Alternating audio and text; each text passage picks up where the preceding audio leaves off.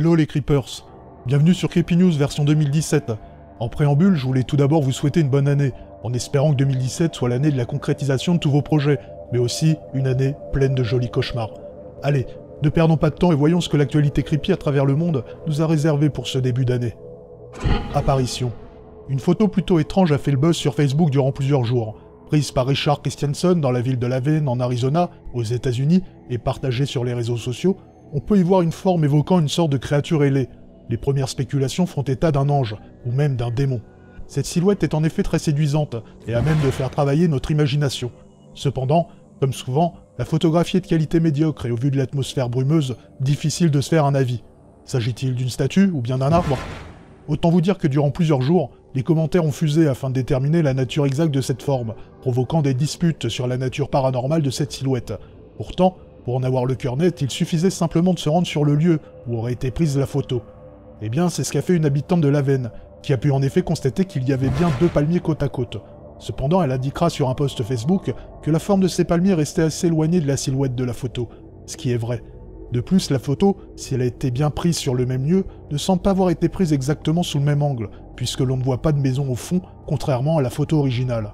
Bref, difficile de se faire un avis, même si la photo qui nous intéresse pourrait très bien montrer ces deux fameux palmiers se pliant sous le vent et créant cette étrange silhouette. Il est à noter que le post Facebook original a été supprimé par son auteur, à savoir Richard Christiansen. Alors selon vous, illusion créée par les palmiers, ange ou démon ? Ufologie.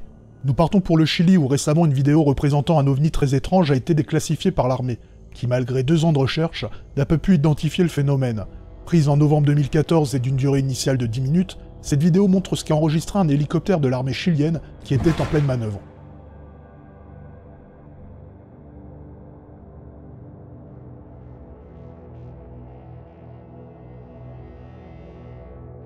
C'est l'opérateur caméra qui a remarqué cet étrange objet, qui, comme vous avez pu le constater, rejette quelque chose dans l'air. Après avoir contacté les bases aériennes alentour, il s'avéra que le phénomène en question n'était visible sur aucun radar. L'équipage a tenté de rentrer en communication avec cette chose, par l'intermédiaire de fréquences radio standards, mais en vain. Finalement, le phénomène disparaîtra comme il est venu, et ce en un instant. Étudiée par des astrophysiciens, des analyses vidéo et des ingénieurs aéronautiques, cette vidéo n'a trouvé aucune explication tangible. Cette vidéo a donc été déclassifiée, afin de permettre au plus grand nombre de l'analyser.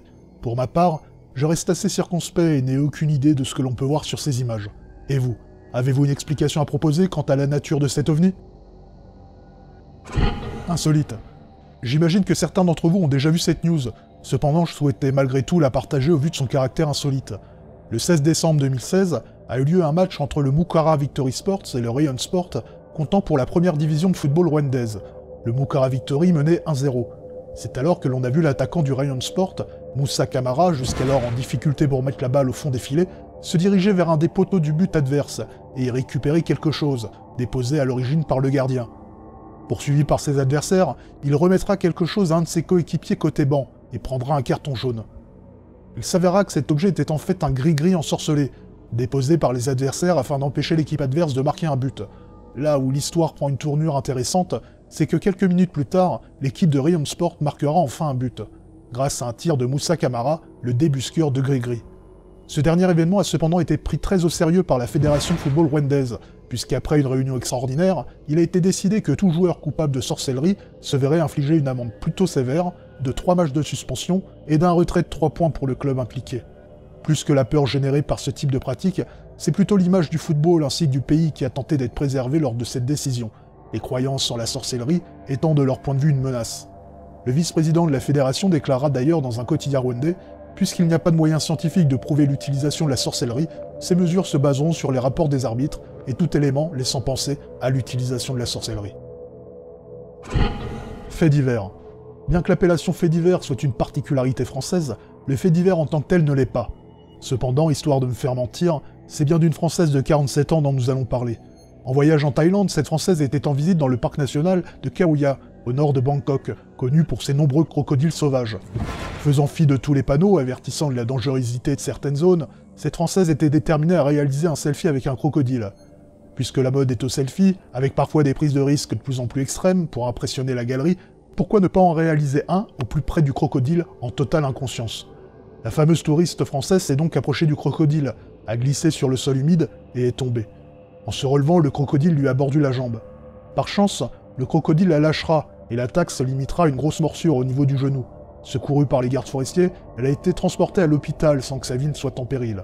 Cette touriste a eu beaucoup de chance, puisque pour les plus gros crocodiles, la pression exercée par leur mâchoire est de plus de 2 tonnes au centimètre carré. Il est à noter que pour casser un os humain, une pression de 150 kg au centimètre carré est suffisant. Autant vous dire que nous sommes bien fragiles face à cette force de la nature. Il est à noter que ce genre de drame est courant avec parfois des issues fatales, comme en 2014, où un jeune étudiant a été littéralement déchiré par un ours qu'il prenait en photo dans une réserve naturelle du New Jersey. Si à l'avenir, l'envie de vous prendre en selfie avec un animal sauvage vous traversez l'esprit, renseignez-vous sur la pression exercée par leur mâchoire. Paranormal. Nous nous rendons du côté de Liverpool, où Mary Ryan, âgée de 40 ans, a récemment partagé une photo qu'elle aurait prise début 2015 en visitant la Tour de Londres avec son mari et ses enfants. Sur cette photo, on peut voir Kelly, la fille de Mary Ryan, mais surtout un visage juvénile, rappelant celui d'un enfant. Ce n'est seulement que bien plus tard, en regardant les photos, qu'elle découvrit cette étrange apparition. Nous n'avons aucune information sur l'appareil utilisé. Il est à noter que la Tour de Londres, fort de son histoire et dont la construction a débuté en 1066, est un lieu chargé de légendes en tout genre. Mary Ryan est persuadée d'avoir photographié Édouard V, né en 1470, un enfant qui fut roi d'Angleterre durant 2 mois, après la mort de son père Édouard IV. À l'époque, en 1483, Richard III, l'oncle et le tuteur d'Édouard V, avait réussi à prouver qu'Édouard IV, qui venait de mourir, était coupable de bigamie. Richard III a donc invalidé ce second mariage et rendu illégitimes tous les enfants issus de cette union, dont Édouard V, son neveu. Richard III l'a par la suite enfermé avec son frère dans la Tour de Londres, prétextant vouloir les protéger. Il semblerait que les 2 enfants aient en fait disparu. On pense qu'ils ont été assassinés dans la Tour de Londres la même année, en 1483. Seulement, aucune preuve n'a jamais pu confirmer cette hypothèse. Leur disparition reste donc encore aujourd'hui un mystère. Lorsque l'on compare le visage de l'apparition avec une peinture du fameux Édouard V, on ne peut que constater une certaine ressemblance. Cependant, si l'on se penche un peu plus sur la fameuse photo, je trouve le visage peu naturel. Il me donne l'impression d'être justement tiré d'une peinture. J'ai tenté de retrouver une peinture le représentant qui pourrait correspondre, mais en vain. Sommes-nous face au reflet d'une peinture se trouvant derrière la photographe? Ou bien s'agit-il tout simplement d'une superposition de 2 photos, ce qui peut arriver lorsque l'on utilise un appareil photo argentique? Est-ce tout simplement le reflet d'un enfant se trouvant derrière Mary Ryan? Ou bien sommes-nous face au visage du jeune prince Édouard V? On termine avec le point culture. Série de légendes pour n'importe quel amateur de survival horror, ou d'horreur tout simplement, la saga Resident Evil n'avait pourtant jusqu'alors plus rien à prouver. Mais entre un épisode 5 et 6 tourné vers l'action, et non plus vers l'horreur et la multitude de films tellement mauvais que n'importe quel cinéphile en pleurerait, Resident Evil n'avait plus l'odeur ni la consistance d'une saga culte. Pourtant, Resident Evil 7 pourrait me faire mentir et remballer ma petite analyse au vitriol, car en effet, après avoir testé la démo et regardé de nombreux trailers, il semblerait que les fans aient été entendus. Dorénavant, l'action se passe à la première personne, dans un univers sombre, lugubre et particulièrement creepy, parsemé d'énigmes plutôt intéressantes, où l'ambiance a enfin pris le pas sur l'action et la frénésie des combats. Bref, ce jeu va peut-être m'inciter à redonner une chance à la saga. Il est à noter que le jeu sera entièrement jouable au PlayStation VR, le fameux casque de réalité virtuelle de Sony.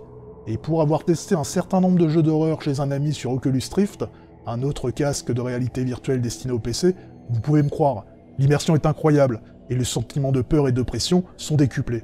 Bref, si vous êtes cardiaque, passez votre chemin. Resident Evil 7 sera disponible le 24 janvier 2017 sur PC, Xbox One et PC. Le film original japonais Ring, réalisé par Hideo Nakata, avait su marquer son temps et ouvert la voie à un certain nombre de films d'horreur asiatiques plutôt intéressants. Je pense notamment à The Grudge ou The Eye. Malheureusement, cela a également ouvert la voie à un certain nombre de remakes américains, pas toujours fidèles aux matériaux d'origine, voire complètement à côté de la plaque. C'est donc de manière plutôt fébrile que je vous présente une nouvelle bande-annonce de Rings, un nouveau film autour de la franchise produit une nouvelle fois aux États-Unis. Voici le synopsis.